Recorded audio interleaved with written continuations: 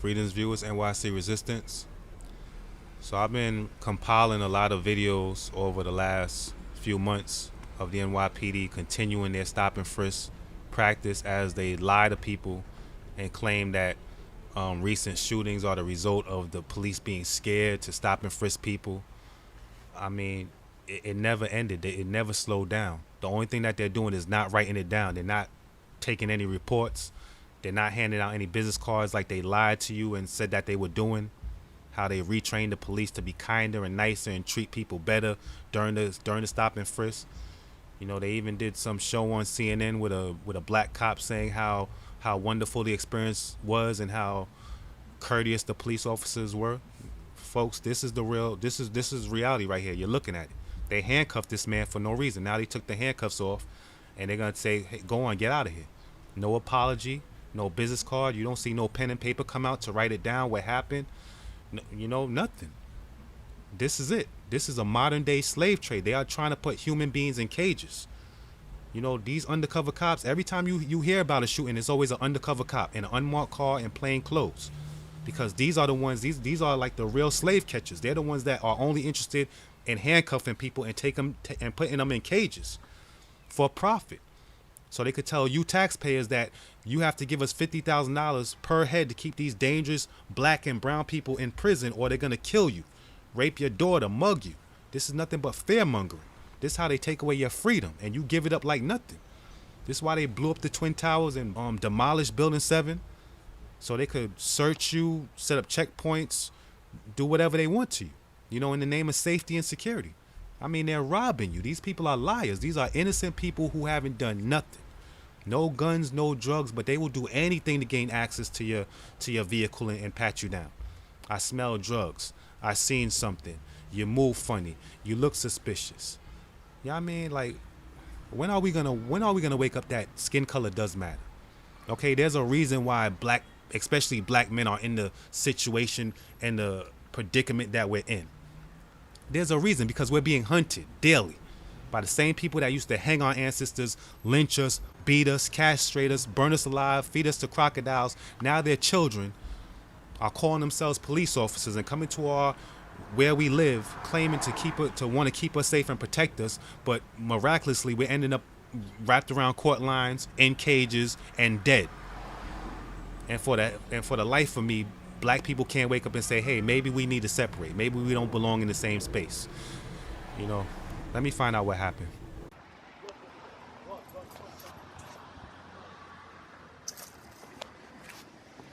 Oh, no reverse? Yeah, no reverse. Nah, you gotta push it back. Push it back. Push it. No, don't. Stop.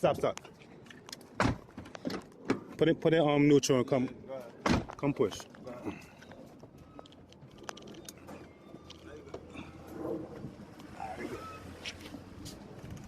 Yeah, I'm good. All right. Okay.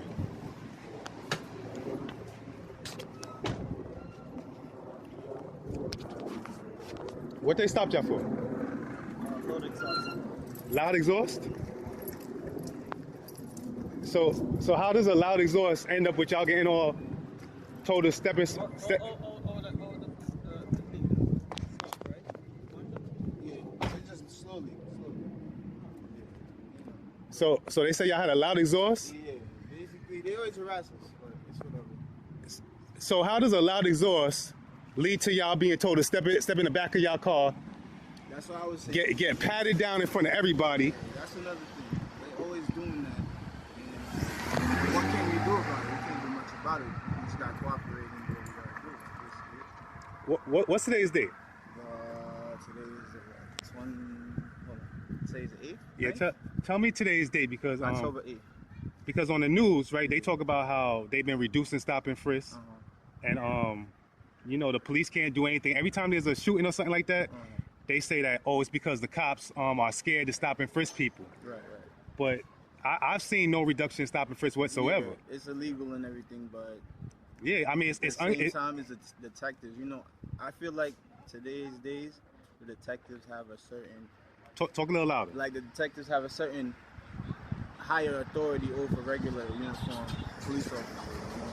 So they get to do whatever they want in the streets 24/7 without any repercussions from it. feel like even if we make a complaint against them, Yeah. it won't get anywhere. They just get a little, oh, don't do it again, or a little verbal warning, you know. Or a little Not verbal much warning? Not much will happen, you know. Okay. But it's all about us coming together, community. Yeah. You know, talk to our community leaders. Talk a little louder, brother. I don't know how good. How good the microphone? Yeah, I don't know how good the microphone is. We gotta talk to our community leaders and everything to see if we can even do anything about it. Yeah. But one person or even you can't really do much. But the videos and everything, that's a start. Oh, watch your back, brother.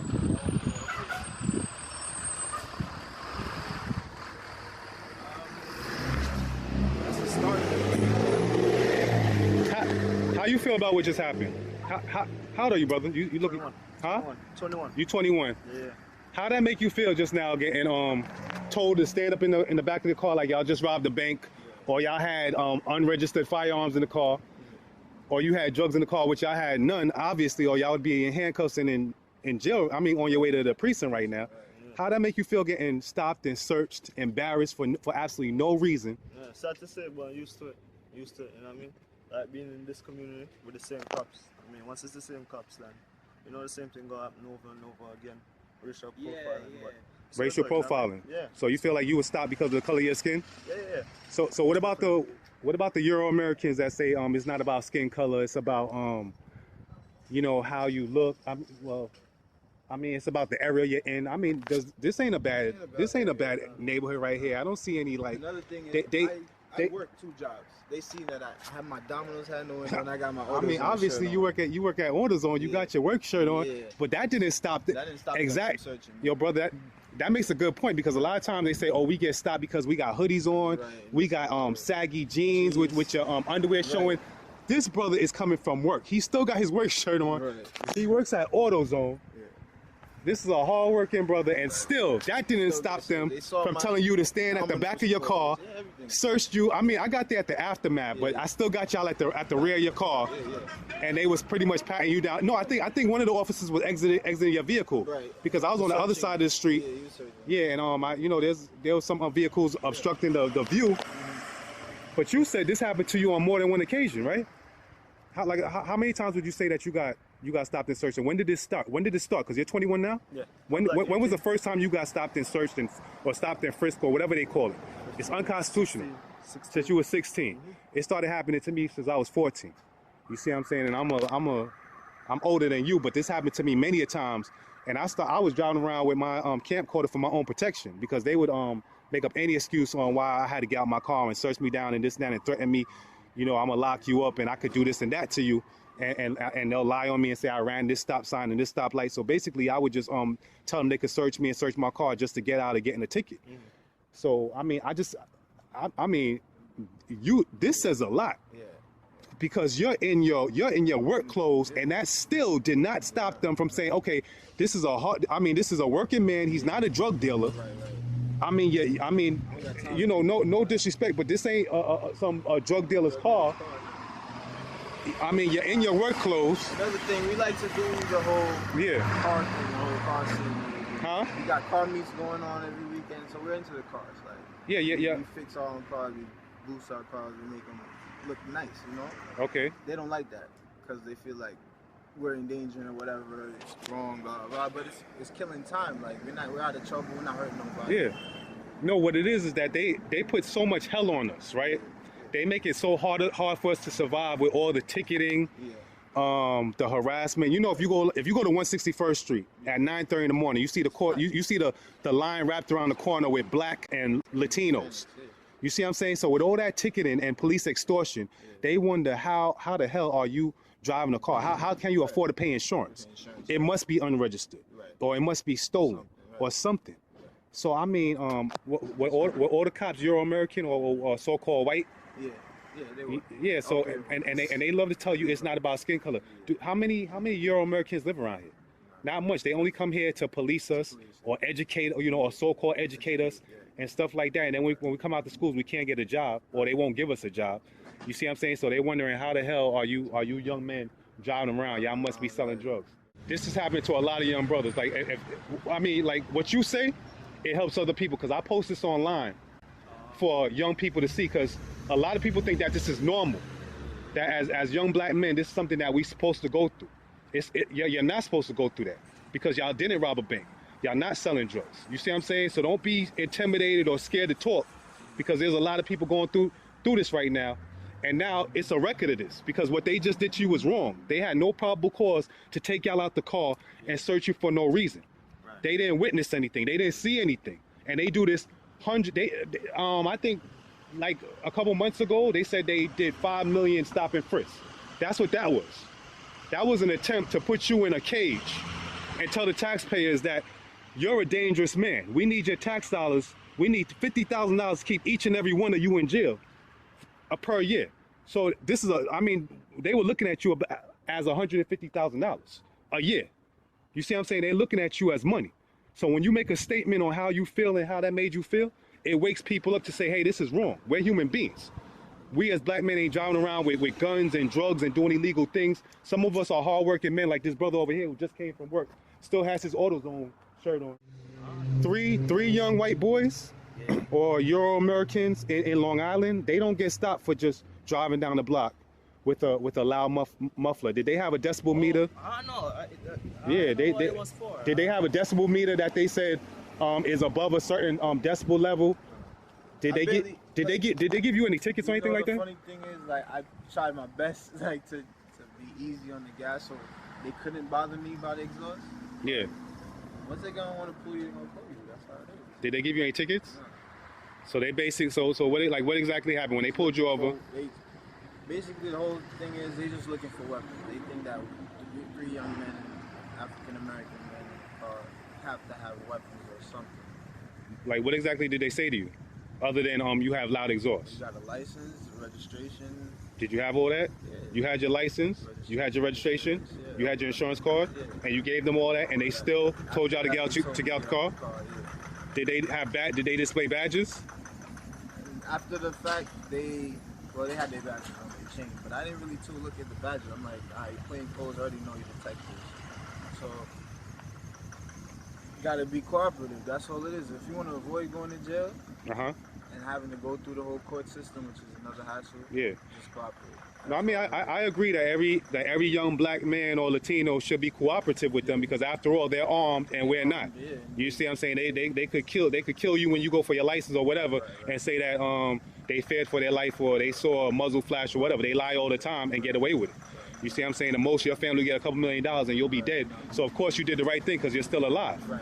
Now, after they searched you and everything like that, did they apologize to you? Did they say, we're sorry, it was an honest mistake? They try to be friendly. They try to laugh it off. I saw them smiling. They always do that when they find nothing. You can see our faces, like, really, again, like, it's the same thing.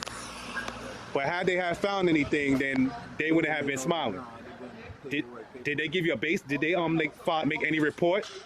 They didn't make no report. Did they give you a business card? So basically, this whole stop and frisk, it never happened. They're gonna lie to the public and say that they reduced stop and frisk because they made no report. It never happened. If I didn't get it on tape, they could say, hey, we reduced stop and frisk, and the next shooting is because we don't have the power to stop and frisk black dangerous men. You have to give us the power. Yeah, you have to give us the power to violate their rights, or they're gonna be raping white girls and selling drugs and running rampant in the street. That's what type of deceptive, lying devils they are. That's how wicked they are. So they ain't make no report. They ain't give you no business card and no apology. I'm not gonna hold you up anymore, brother. Yo, I appreciate that. And you taking the time to do this interview, it's gonna wake a lot of people up. You see what I'm saying? And educate a lot of young brothers that are going through this on a daily basis. You see what I'm saying? So I appreciate this. Does anybody know the date for today? October what? Because I want everybody to know what date this was when I posted. What's it? October what? October 8th. I want to hear from what year? 2015. So when I put it up. I appreciate that interview, brother. No doubt, bro. Thank you, brother. I appreciate that. Y'all take care and be safe. And know your rights. Y'all did the right thing. Y'all was cool. Y'all was calm, and it was uneventful. So I'm gonna put this up on NYC Resistance channel on YouTube, right? So NYC Resistance. Okay, remember that. New York City Resistance, but NYC Resistance on YouTube. All right. Take care.